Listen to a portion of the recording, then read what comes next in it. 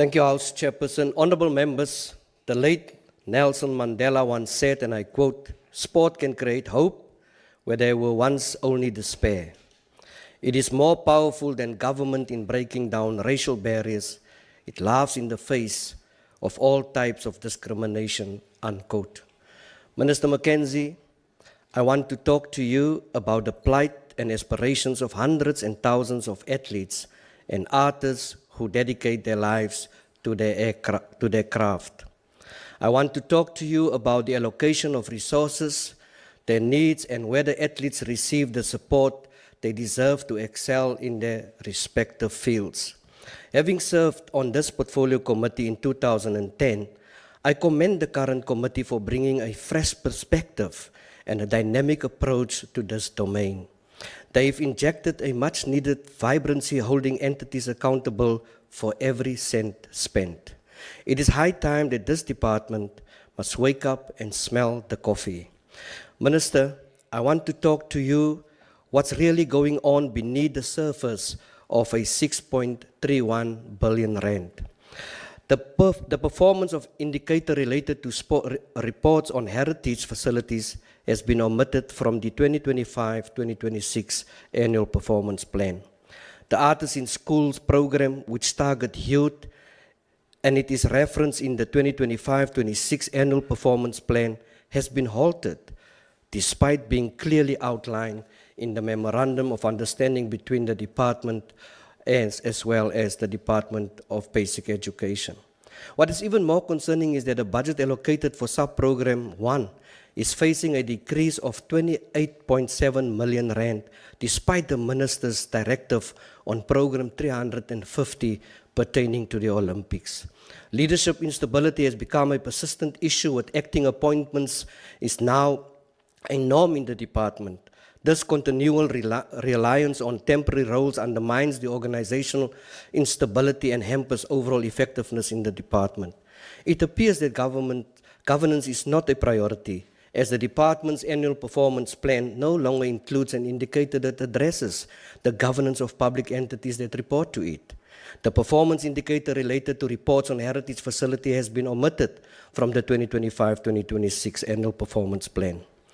This contradicts the Minister's stated commitment to supporting programs, athletes, and heritage facilities. We need to scrutinize these decisions and ensure that athletes and cultural institutions receive the support they deserve. Minister, I want to draw your attention to the pattern of misconduct within the department.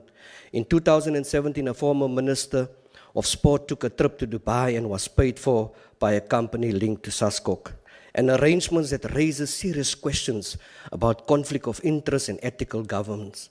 Another of your predecessors approved an annual payment of approximately 1 million since 2016 to a so-called cricket school, which is not even recognized by any official sports federations. The only link we could find that was an allegation of his son attended the school. These examples illustrate a worrying history of questionable decisions and blurred lines between public duty and private interests.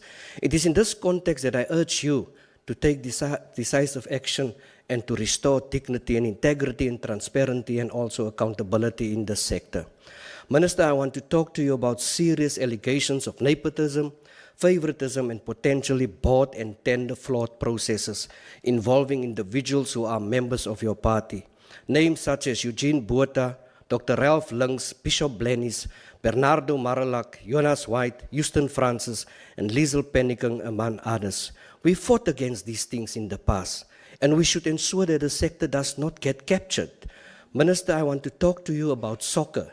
Yes, soccer, and not about LeJohn Soccer Club or the now defunct Royal AM Football Club. I want to talk to you about SAFA's financial crisis, mismanagement, and millions that has gone just wrong. Despite bailouts, their inability to cover basic expenses like salaries, food, and transport.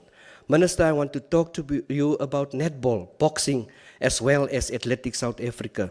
Netball South Africa received 90 million rand in a public funding to the Netball World Cup. Yet, more than 2 years later, the committee did not have any way to to interrogate their reports. The delay is concerning given the president of Netball is currently under investigation for financial misconduct. Allegations Athletics South Africa crisis ranges from deregistration saga, police presence at the elections, misusing of athletes' funds in shebeens, hotels and clothing shops. The DA is concerned, Minister, about the department's oversight and management of issues such as Sarah Bartman, the project that came to a standstill. No tombstone yet, no restoration to date, no visitors allowed, only a gate that has been locked for more than a year as established during my visit in Henke on Sunday. Minister, given the department's decision to halt funding for flagship events that contribute to the economy, it is shocking that just 3 working days before the end of the 2024-2025 financial year, the department, through a letter, committed a 5 million rand in partial funding to the Belito July Experience Project through the Ilembe Economic Development Agency. Where is the Department of Tourism then? The reason was to attract sustained tourism. This raises questions about the department's priorities and the policy framework guiding such decisions. And also, when being contacted by the media, it was the department who refrained from giving a comment. Minister, the time for rhetoric has passed. The sector needs principled leadership that restores our dignity, that delivers impact, and puts South Africa's artists and its athletes first. I thank you. Commissars, fighters, and fellow South Africans, allow me to begin by extending revolutionary invitation to the people of South Africa to join us in celebrating the 12th anniversary of the EFF on the 26th July 2025 at Khayelitsha Rugby Stadium. House Chair, the EFF rejects the proposed budget. This budget fails to reflect the critical and specific needs of a sector that remains deeply untransformed, but controlled by foreign multinationals, the white monopoly capital, and disconnected from the daily lived realities of the dejected masses of our people. The department lacks a coherent diagnosis of the crisis facing the arts.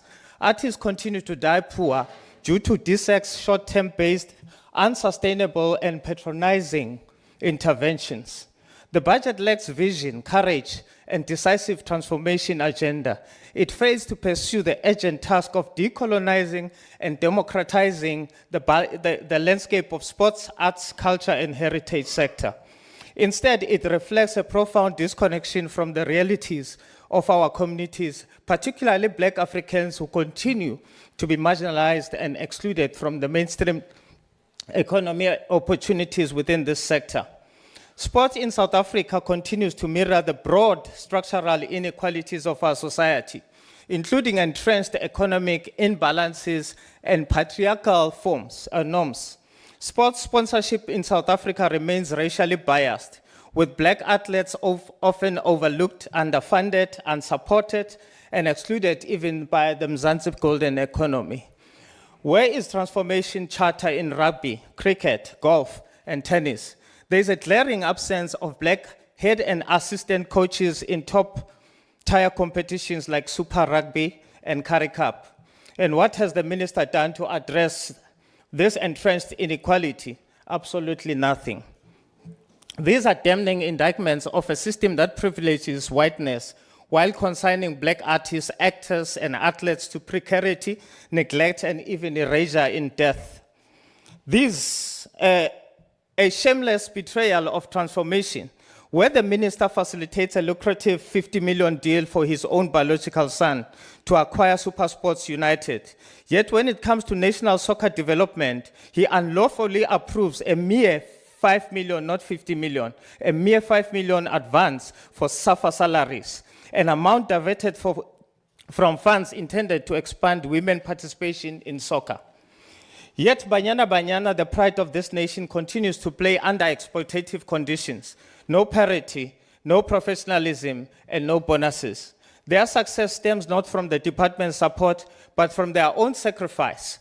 This is not patriotism, Minister, it is hypocrisy. Minister, government is not a prison cell block or some underground syndicate run through family proxies. Despite the minister's demagogic and populist rhetoric of putting South Africans first, he remains intentionally blind to the ongoing postmodern cultural colonization, whereby American and European artists, actors, and producers are afforded preferential treatment over South African talent. These international figures are paid exorbitant fees, while local artists, actors, and film producers are systematically marginalized, denied opportunities, recognition, and relevance in their own country, Minister. Today, House Chair, we are being asked to endorse a budget with no clear industrialization strategy for performing arts, and no cultural economy policy that recognizes creatives as professionals instead of perpetual hustlers. Hidden in his budget is a 32 million for 16 so-called creative and cultural sector clusters boards with no legal mandate, no framework, no accountability to Parliament. In response to the ill-conceived cluster boards and the continued dysfunction of unaccountable entities such as SIFSA, SAMIC, and Downtown Music Hub, whose very leaders now sit in the minister's newly formed structures, the EFF will introduce a private members' bill titled the South African Confederation for Creative and Cultural Industry, in short, SACI Bill. A legitimate, transparent, and accountable structure that will govern the sector, protect creative practitioners, ensure the equitable distribution of public resources, and further serve as a regulator and an industry ombudsman, fully accountable to Parliament, empowered to bring order, transparency, and justice to the creative and cultural sector. Minister, we cannot claim true freedom while Iziko and other museums across South Africa continue to imprison the stolen sacred human remains of over 1,000 African ancestors victims of a discredited pseudo-scientific racial project. We therefore demand that they are immediately repatriated to the rightful communities. Why do we still have colonial symbols, Minister, in our public spaces, despite Cabinet having taken a clear decision to have them removed? Minister, all colonial symbols must fall. House Chair, EFF rejects this budget. Lastly, I want to come to Honorable Mthetwa. Honorable Mthetwa, your problem is you are trying to fight through me battles that you've lost when you're in the creative sector. You have lost those battles and you are trying to fight. You speak about my son having gotten a team. My son took his money, private money from his businesses and his deals to buy a football team, while your child got a bursary, while you couldn't pay for your own child's bursary. So leave my son out of your mouth. Because we are not the same. Your children get free bursaries. Mine get nothing. Lastly, gambling departments. Honourable Minister, will you just take your seat, please? Oh. What is the point of order, Honourable Member? You can switch on your microphone. I don't think it's prudent to allow the minister to speak about the Honourable Mthetwa's personal life here. It's unnecessary. If that's what we're going to degenerate to, we'll all be talking nonsense here. Please ignore that drunkard over there. Ignore that drunkard. Honourable members, you see, take a seat, Minister. That's why we must be careful in our debating when we draw relatives into debates, because there will be a response. And the Minister is now responding to that. So let us, honourable members, be very, very careful. Let us debate with one another, about one another and our parties, but leave our children out of it. That can be done on a different platform. Honourable Minister. Thank you so much. Lastly, the quick one, Honourable Ghana. We must sometimes be honest. PSL is the best run league in the whole Africa. What Dr. Khoza has done is phenomenal, but he couldn't have done that without gambling sponsorship. And what I'm trying to do as a minister, I'm trying to bring corporates back into sponsoring. We must be honest as leaders. We are the lawmakers. We need to make laws regarding gambling. But at the moment, I can tell already I will support gambling companies putting money into sport because Honourable I Minister, am a witness your time is to the now change. expired. Thank you very much. Thank you. Thank you.